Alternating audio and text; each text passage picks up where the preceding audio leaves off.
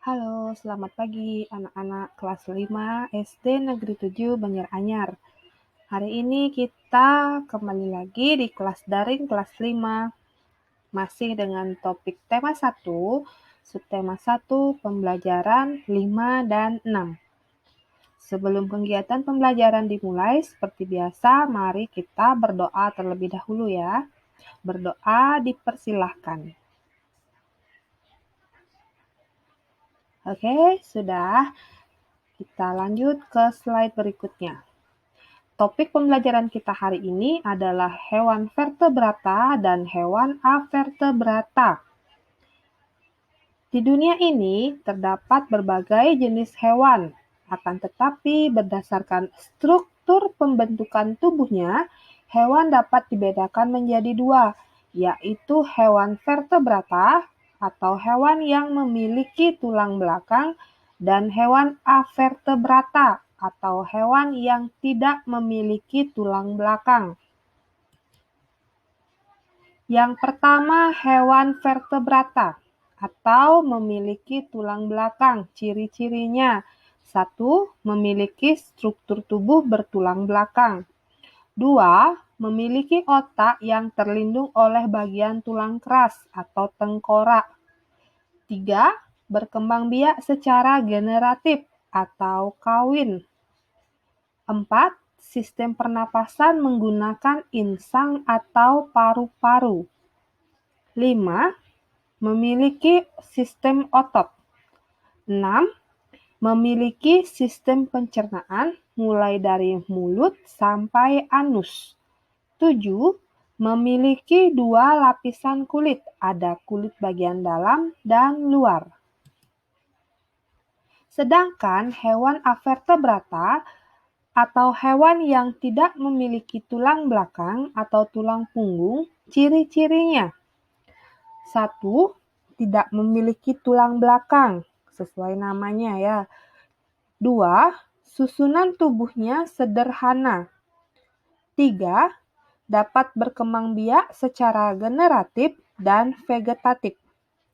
4. Tidak memiliki tulang tengkorak. Jadi bagian tubuhnya itu lunak dia. 5.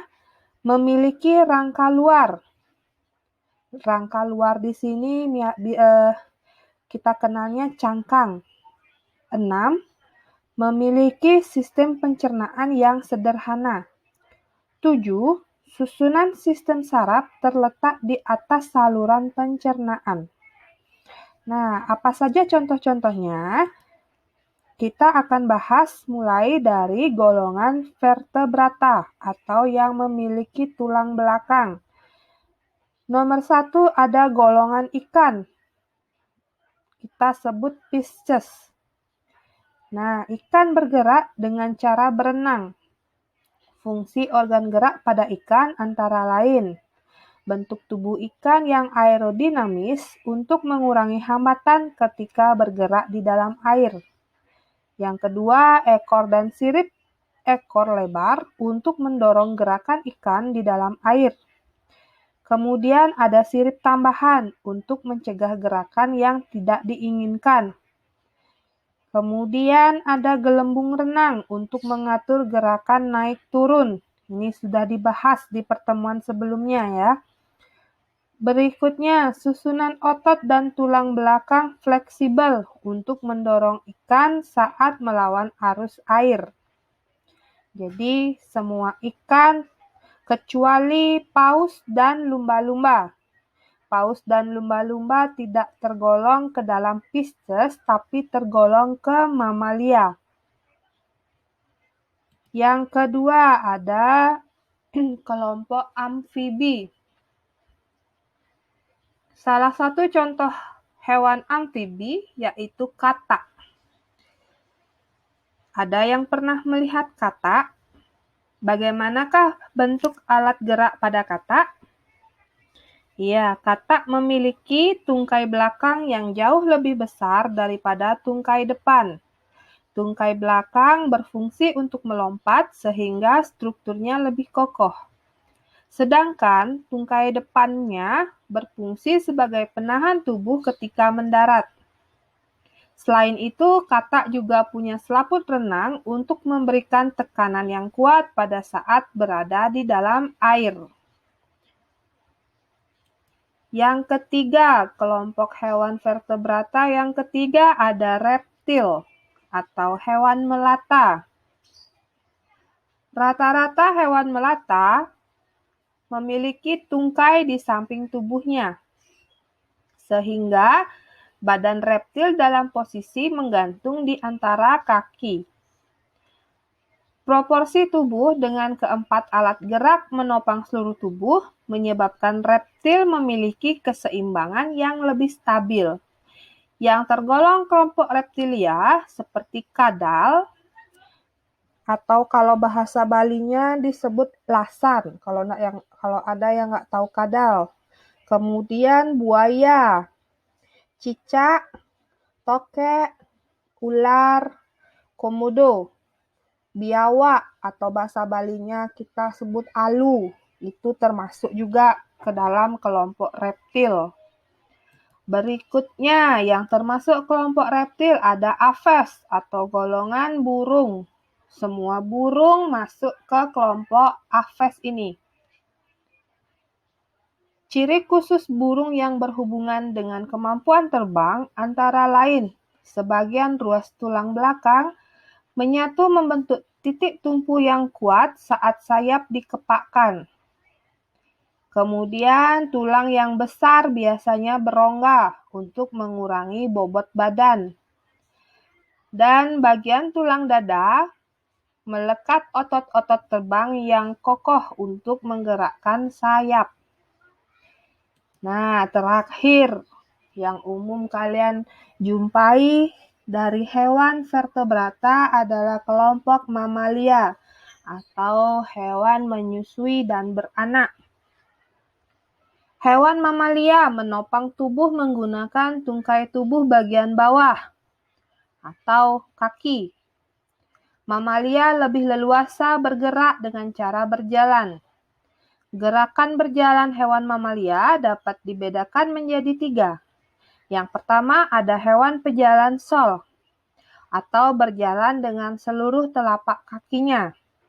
Jadi telapak kakinya itu seluruhnya menempel ke permukaan tanah. Coba kalian peragakan telapak tangan kalian menempel ke meja atau ke lantai. Nah, seperti itu kira-kira hewan pejalan. Contoh hewan yang termasuk hewan pejalan sol ada beruang, landak, tikus pondok. Kemudian yang kedua, hewan pejalan kaki. Berjalan dengan jari-jari kaki mengenai tanah. Contohnya, singa, anjing, kucing. Itu kalau kalian amati, terutama kucing, mungkin banyak yang punya kucing di rumah, bisa diamati. Ketika dia berjalan, jari-jari di telapak kakinya itu akan sedikit terbuka. Nah, seperti itu hewan pejalan kaki. Yang ketiga, hewan pejalan ladam. Berjalan dengan ujung telapak atau ladam. Jadi seperti berjinjit dia, padahal tidak ya. Contohnya kuda, sapi, kambing, domba, kemudian ada unta, dan lain-lain. Nah, itu tadi penjelasan organ gerak hewan berdasarkan struktur tulang belakangnya, yaitu hewan vertebrata. Berikutnya kita akan membahas hewan avertebrata atau hewan yang tidak memiliki tulang belakang. Yang pertama ada protozoa. Protozoa merupakan hewan avertebrata bersel satu yang hidupnya di air. Jadi ini hanya hidup di air ya, tidak bisa kalian temukan di darat, di tanah itu nggak bisa. Cuma hidup di air. Contoh protozoa dapat kalian amati pada gambar berikut.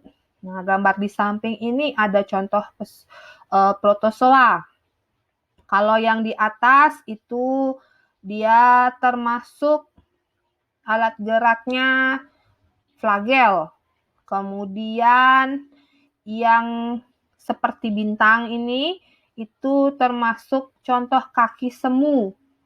Sedangkan ini yang ada garis-garis di pinggiran tubuhnya itu termasuk contoh rambut getar atau silia. Nah, protozoa ini hanya dapat kalian amati dengan menggunakan mikroskop. Cara paling mudah untuk menemukan protozoa dapat kalian lakukan dengan merendam jerami. Tahu jerami ya? Jerami itu batang padi yang sudah kering. Nah, itu dapat kalian rendam dengan air biasa. Diamkan selama 3 hari. Atau lebih boleh. Nanti airnya kalian amati di bawah mikroskop akan terdapat banyak sekali protozoa. Tapi kalau di SD kalian tidak dapat melakukan percobaan karena tidak ada alatnya ya. Tidak semua sekolah mempunyai fasilitas untuk mengamati protozoa. Tapi ini bisa akan kalian lakukan nanti saat SMP atau SMA. Pasti pernah melakukan pengamatan terhadap protozoa. Berikutnya, porifera. Porifera merupakan hewan avertebrata yang seluruh tubuhnya berpori. Porifera hidup di dasar laut. Porifera tidak mempunyai organ gerak. Nah, jadi kalau kalian yang punya hobi diving atau menyelam, atau mungkin pernah jalan-jalan, orang tuanya suka diving, suka jalan-jalan ke laut, tuh. Ini gambar porifera seperti ini. Jadi dia seperti terumbu karang, padahal sebenarnya dia adalah hewan. Dan warna-warni ya. Biasanya menjadi tempat hidup ikan-ikan kecil. Atau kalau kalian ingin melihat lebih jelasnya, tidak hanya gambar ini, kalian bisa cari di YouTube. Atau ditonton di TV, di channel Discovery Channel. Nah, itu kadang ada. Berikutnya, kelompok vermes atau cacing. Alat geraknya dengan cara kontraksi otot-otot pada tubuhnya. Jadi dia memiliki otot perut yang berkontraksi untuk memudahkannya bergerak. Yang termasuk golongan vermes itu semua jenis cacing, mulai dari cacing pita, cacing tanah, cacing kawat, dan jenis cacing lainnya. Kalau yang digambar ini adalah gambar cacing tanah. Berikutnya ada kelas arthropoda. Arthropoda bergerak menggunakan segmen atau ruas yang bersatu.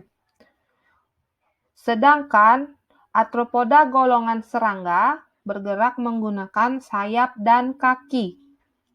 Contoh hewan yang termasuk arthropoda antara lain tungau atau kutu yang ada di kasur kalau pernah melihat. Kemudian laba-laba. Berikutnya kalajengking. Terus ada lipan. Terus lobster, udang, kepiting, kupu-kupu, belalang, dan lain-lain.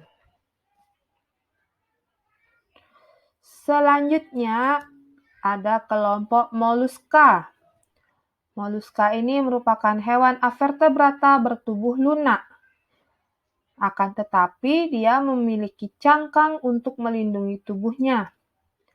Nah, golongan moluska ini dapat dibedakan menjadi 3 kelompok. Yang pertama ada gastropoda, bergerak dengan kaki dan perut. Contohnya siput, bekicot, keong sawah, atau orang Bali bilangnya kakul.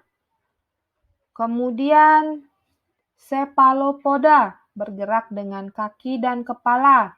Contohnya cumi-cumi, gurita. Kemudian ada pelisopoda, bergerak dengan kaki pipih. Contohnya scapoda dan ampineura. Nah, terakhir ada kelompok Coelenterata, merupakan hewan avertebrata yang memiliki tentakel. Contohnya hidra dan ubur-ubur. Tuh.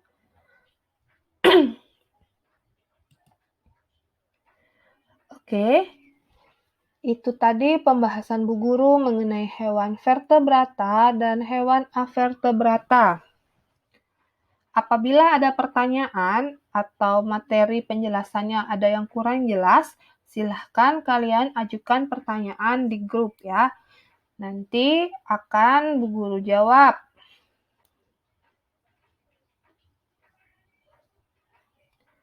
Dah, sekian materi hari ini. Selamat belajar. Semoga materi hari ini bermanfaat untuk kalian.